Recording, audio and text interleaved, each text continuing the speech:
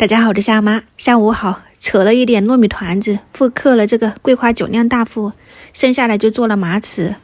糯米粉这里是200克，倒入1盒250毫升的纯牛奶，2勺的玉米淀粉，再倒大概也就是1勺的白糖，给它们搅拌均匀，直到没有啥颗粒了哈，就差不多了。你可以过筛，我是没有的，我多搅了一下，像这样子顺滑，就直接倒入一个浅一点的盘子，就蒸的比较透一些，刮干净哦。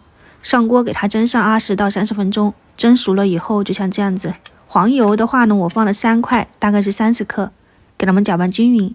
现在还太烫，先把黄油融化一下。我们要戴手套，做糯性的糯米糍啊，大福雪媚娘一定要戴好手套，特别是这种不粘的，像什么 TPE 啊，还有 PVC 啊，你就看自己喜欢。我反正就是2样都有，因为我做美食比较多嘛哈，就放在家里面经常会用到，像腌菜啊，然后鸡鸭鱼肉啊都会带。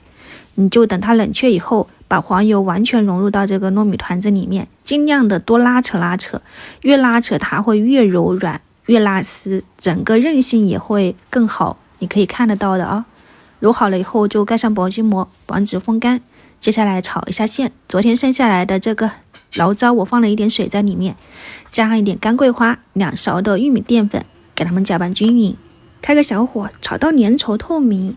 我还找到了去年我自己用那个新鲜的桂花熬的这个桂花蜜，如果觉得不够甜，可以加1勺进去。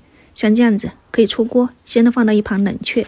奶油不够多了，借用一下他们的小布丁，拿了4个出来，到时候我给它还回去就行了。这个拿出来还是挺好掰的，就天气热不太好做这个，你们直接挤奶油就行了，一热它那个水分融化的特别快，包在那个皮上面就湿哒哒的。我混合了一点剩下来的奶油，把面皮揪下来以后，你裹一点那个熟的糯米粉或者是玉米淀粉，给它擀薄一点哈。没有模具，用的搭档的这个茶盏，等下也是要还回去的。包入奶油冰淇淋夹心，给它捏合，多余的揪掉，撒点桂花。今天在家里面做了这个就搞定了哈。新鲜的吃太软了，要放到冰箱去冻一下，感觉会好很多。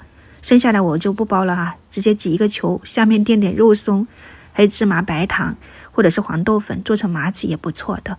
就今天的下午茶搞定了。你们喜欢的话呢，周末可以在家里面去试一下。晚餐再见，拜拜。